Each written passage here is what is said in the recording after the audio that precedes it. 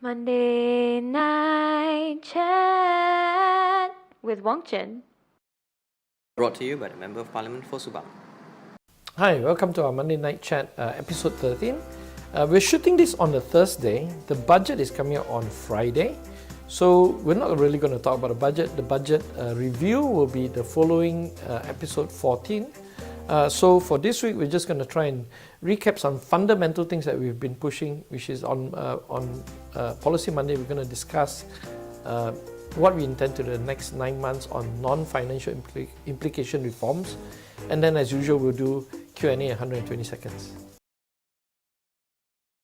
Okay, Policy Monday this week. We're going to recap a lot of things that we've already discussed. But I think it's important as we are approaching the budget that we have to talk about things that do not require money. The reforms we want to do without budget implications. So we're shooting here in this Kamar Khas is basically the only quiet room that we can find. We're shooting from Parliament this week. So let's talk about the non-financial implications. As you know, we have so many reforms that we need to carry out. Now, some of the reforms are going to cost a lot of money, reforms on revenue or reforms on even expenditure reforms. Those cost a lot of money. And we are expecting a very tough budget this year.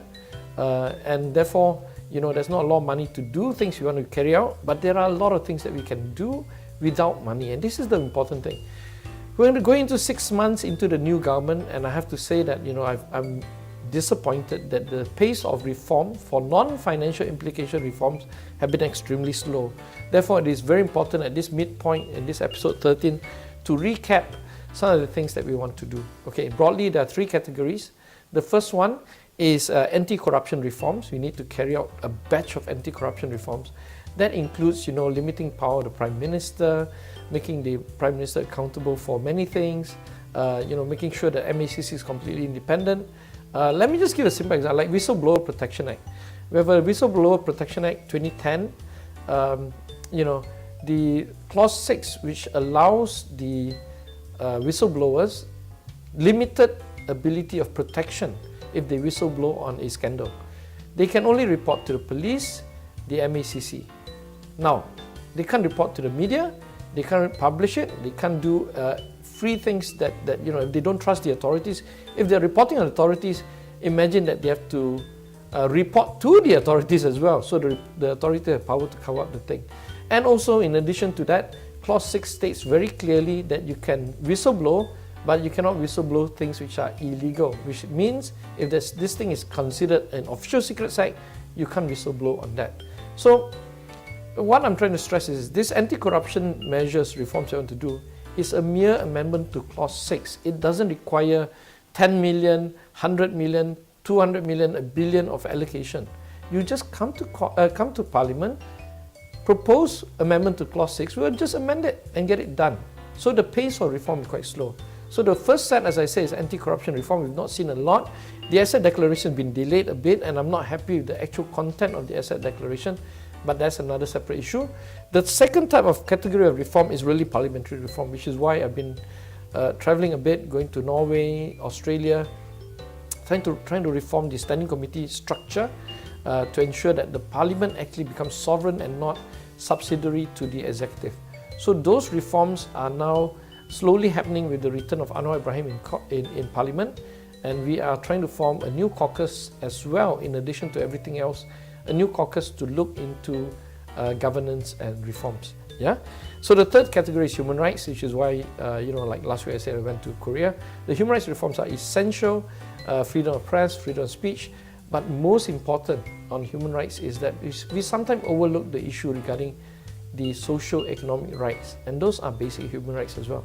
Social justice, ensuring poor people are not oppressed, are given a fair wage, given time to pursue some leisurely activities, so that they have basic human dignity.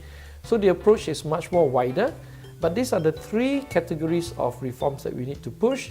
In this budget, we expect an austere, tough budget, but do not use that excuse not to carry out the 3 reforms we have to do: parliamentary reform, anti-corruption reform, and human rights reform. Yeah. Next week will be much more technical. We would have time to digest the entire budget.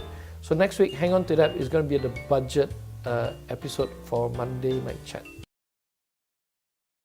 Hi, for Q&A this week, 120 seconds. We have, actually the girls prepared 8, 9 questions. I deleted some, so we have this final 5. Yeah.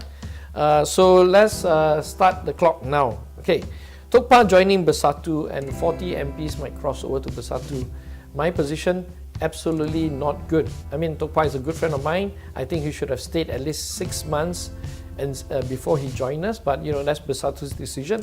But for the 40 expected to cross over, I hope that's just a rumor and that's not true, because for many of us in Pakistan, we don't need these kind of people to join Pakistan Harapan. Yeah.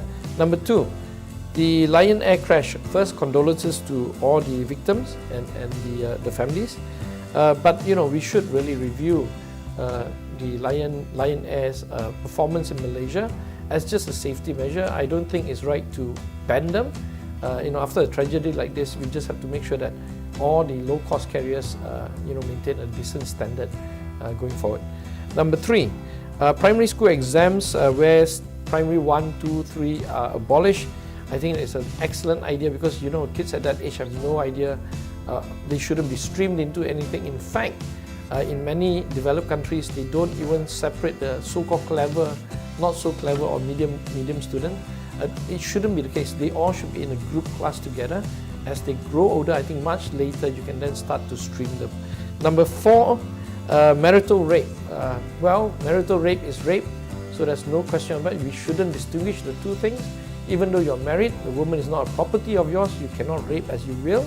And then, actually this goes the other way around. There are incidents of male getting raped as well. So, but rape is a crime issue. The marital issue should not be an issue, a defense, or even a different category whatsoever.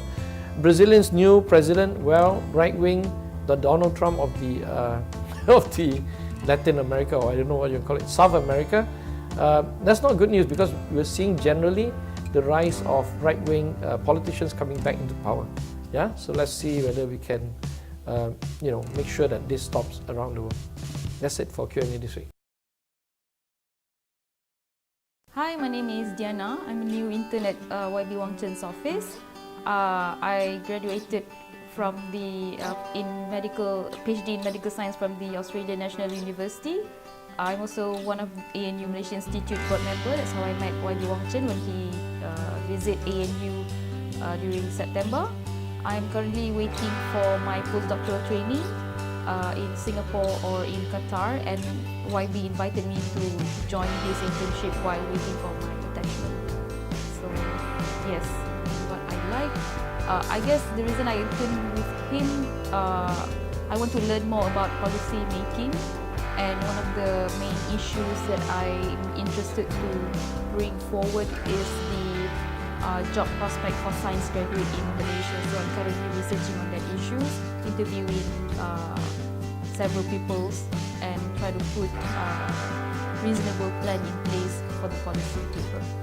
Thank you. I'm recording already. I'm recording already. Oh, okay.